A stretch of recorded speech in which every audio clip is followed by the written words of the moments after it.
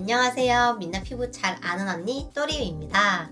일단 제가 하나만 물어볼게요. 요즘 갑자기 모공이 더 잘 보이지 않아요? 이 느낌 받으신 분들 꽤 있으실 건데, 겨울에는 건조함이 먼저였다면 초봄에는 모공이 먼저 눈에 보이기 시작하거든요. 이 시기에는 자극을 주는 관리만 계속하면 오히려 모공이 더 도드라 보일 수 있는 시기예요. 그래서 오늘은 왜 초봄에 모공이 시작이 되는지, 그리고 이 시기에 많이들 잘못하는 관리, 그리고 지금부터 어떻게 관리를 해야 모공이 덜 도드라져 보이게 만들 수 있는지, 이 세 가지 정리와 제품 추천하는 영상이라 조금은 길 수 있어요. 그래도 집중해주세요. 요즘에 점점 기온이 올라가고 있죠. 이때 피부 속에서는 유수분 균형이 살짝 흔들리기 시작해요. 특히 초봄 환절기에는 겨울 동안 건조했던 피부 속이 완전히 회복하기도 전인데, 기온은 오르고 자외선은 강해지고 미세먼지까지 겹치다 보니까 피부가 예민해지기가 쉬워요. 이때 제일 먼저 흔들리는 게 뭐냐?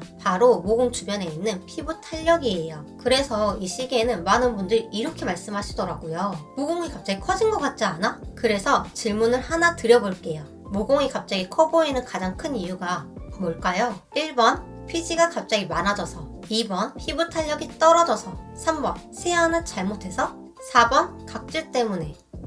정답은 2번, 피부 탄력이 떨어졌기 때문이에요. 근데 사실은 모공은 갑자기 커지는 구조가 아니거든요. 그리고 모공은 원래 다 있어요. 피부 탄력이 떨어지면 모공 주변에서 잡아주었던 피부가 살짝 느슨해지면서 동그랗던 모공이 이렇게 타원형 늘어난 것처럼 보여요. 그래서 사람들은 모공이 커졌다 라고 느끼지만, 사실은 모공이 더 또렷하게 보이는 상태와 가까워졌어요. 그래서 이 상태를 그대로 두면 모공이 점점 더 도드라져 보이게 되는 거예요. 그래서 많은 분들이 모공을 줄이기 위해서 이것저것 정말 많이 하시는데, 여기서 제가 문제를 하나 더 드릴게요. 여러분들이 모공을 줄이기 위해서 집에서 제일 많이 하는 행동은 어떤 걸까요?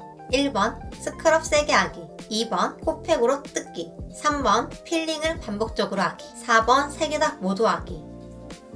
정답은 4번이에요. 모공을 줄이겠다면서 스크럽으로 세게 문지르기도 하고 코팩을 자주 사용하기도 해요. 그리고 또 강한 필링을 반복적으로 자주 하시더라고요. 근데 모공은 자주 문지른다고 해서, 자주 뜯는다고 해서 절대 작아지는 구조가 아니거든요. 오히려 이런 자극이 반복이 되면은 모공 주변에 있는 피부가 더 느슨해지고 얇아지기 때문에 탄력이 더 떨어질 수밖에 없어요. 그렇다 보면 모공이 더 또렷하게 보이는 상태와 가까워졌다는 뜻인 거죠. 그렇기 때문에 이 시점에서는 관리하는 방향을 잘 잡는 게 제일 중요해요. 이때 관리를 어떻게 하는 거에 따라 모공이 더 도드라져 보일 수도 있고 모공이 덜 보이게 할 수 있어요. 그래서 모공 관리는 첫 번째, 탄력 유지가 제일 중요합니다. 모공을 잡아주는 건 결국엔 탄력인데, 이 탄력이 있어야지 모공이 아래로 늘어나지 않거든요. 그래서 저는 모공 관리는 꾸준하게 해주는 게 중요하다고 생각해요.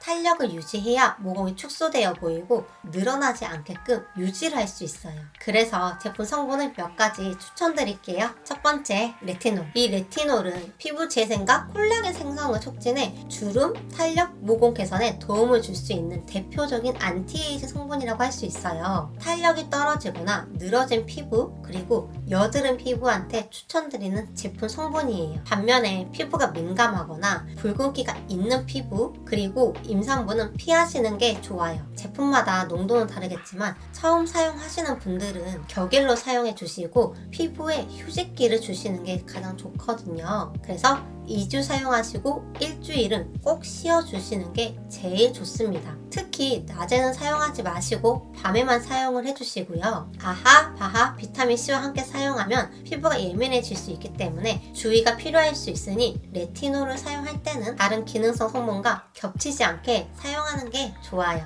처음 사용하시는 분들은 각질, 건조함, 홍조 같은 레티노이드 반응이 나타날 수가 있는데, 이때 너무 놀라지 않으셔도 돼요. 피부가 적응을 하면서 점차 완화가 되고, 대신 보습 크림은 충분하게 촉촉하게 발라주는 게 제일 좋습니다. 그리고 두 번째는 펩타이드. 펩타이드는 아미노산 연결된 구조 성분으로 피부, 피부에 콜라겐 생성 신호를 보내는데 이때 탄력과 주름 개선에 도움을 줄 수 있는 성분이라고 할 수 있어요. 피부에 비교적 순한 성분이라서 민감 피부도 부담 없이 사용하기가 좋아요. 특히 탄력이 떨어진 피부, 주름이 고민이신 피부, 그리고 민감 피부나 장벽이 약한 피부에게 정말 추천하는 강력한 성분 중에 하나예요. 그렇기 때문에 펩타이드 성분은 따로 피해야 할 피부 타입이 없어요. 대신에 비타민C와 같은 강한 산성 성분하고 같이 사용을 하면 효과가 떨어진다는 의견이 있기 때문에 가능하면 시간대를 나눠서 사용하는 걸 추천드려요. 그리고 피부결을 정돈하는 성분들이 있는데 그 중에 하나는 나이아신 아마이드입니다.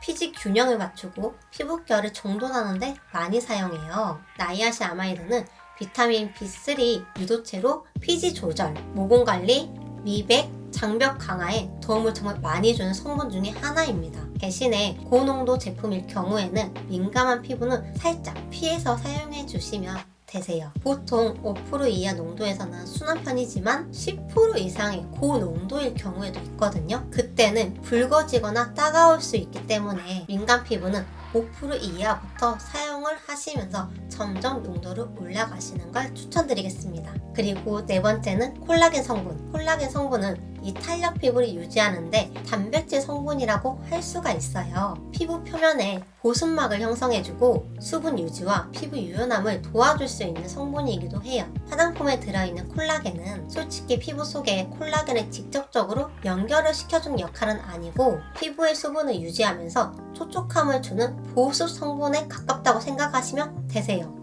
건성 피부, 수부지 피부, 피부가 건조해서 잔주름이 잘 생기는 피부한테 가장 적합한 성분입니다. 제품에 따라 점성이 높은 경우에는 지성 피부는 다소 무겁게 느껴지고 피지가 생길 수가 있기 때문에 주의가 필요한 제품입니다. 그래서 탄력 개선에 기대를 한다면 이런 성분들이 탄력 관리용으로 많이 사용되니 꼭 참고해주세요. 그리고 두 번째는 자극 줄이기인데 모공은요 아까 말씀드렸듯이 공격할수록 더 도드라지는 거예요. 그래서 스크럽 세게 하기, 코팩 자주 하기, 강한 필링 반복하기 이런 자극만 피해주셔도 모공은 덜 도드라져 보일 거예요. 특히 초봉 환절기에는 피부가 더 예민해지기가 쉬워서 주의가 필요해요. 그리고 요즘 모공 때문에 포텐자 시술을 고민하시는 분들 많으시죠? 근데 강한 시술을 반복적으로 하면 모공이 더 도드라져 보이고 피부가 얇아지니까 꼭 참고하세요. 그래서 저 같은 경우에는 모공을 없애려고 하기보다는 탄력과 피부 관리가 더 중요하다고 생각하는 사람 중에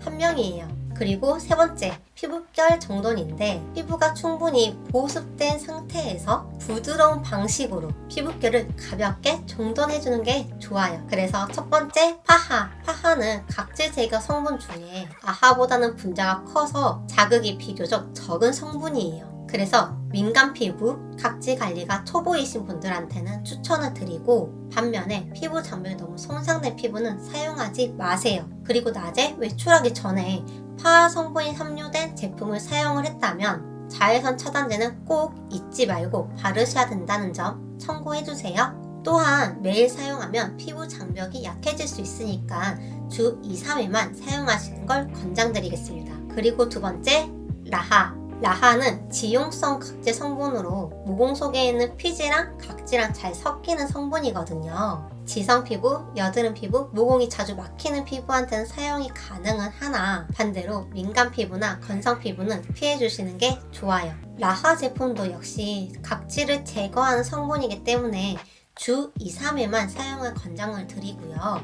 계속 사용하면 건조함이나 자극이 느껴질 수가 있는데 보습 제품을 함께 사용하는 걸 추천드릴게요. 마지막으로는 순한 패드. 저희 닥토 많이 쓰죠. 닥토는 세안 후에 피부결을 정돈을 하고 가볍게 각질과 노폐물 정리도 도와주는 제품 중에 하나인데 보통 토너 패드에는 히알루론산이나 글리세린이 함유되어 있어요. 그리고 파하 같은 각질 성분이 함유되어 있는 제품이 굉장히 많거든요. 그래서 피부를 과하게 자극하지 않으면서도 피부결 정돈이라든지 각질 관리를 동시에 할 수 있다는 장점이 있어요. 그래서 피부결이 거칠거나 각질이 조금 올라왔거나 화장이 잘 뜨는 분들한테는 맞을 수는 있지만 피부 장벽이 많이 손상되거나 상조가 있으신 피부는 패드로 문지르는 과정에서 자극이 더 될 수가 있고 화장 들뜸이 더 심해질 수 있다는 점 꼭 주의하시고 사용하시길 바랄게요. 그래서 그날의 피부 컨디션에 따라서 맞춰서 사용을 하시는 걸 제일 추천드리는 제품 중에 하나입니다.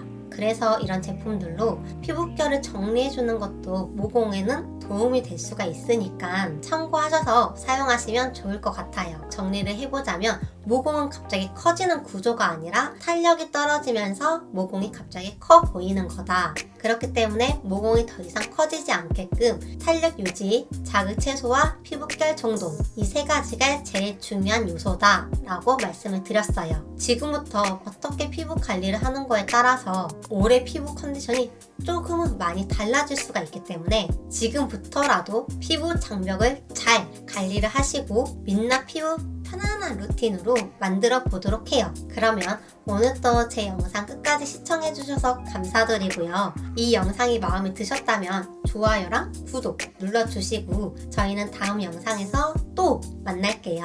안녕.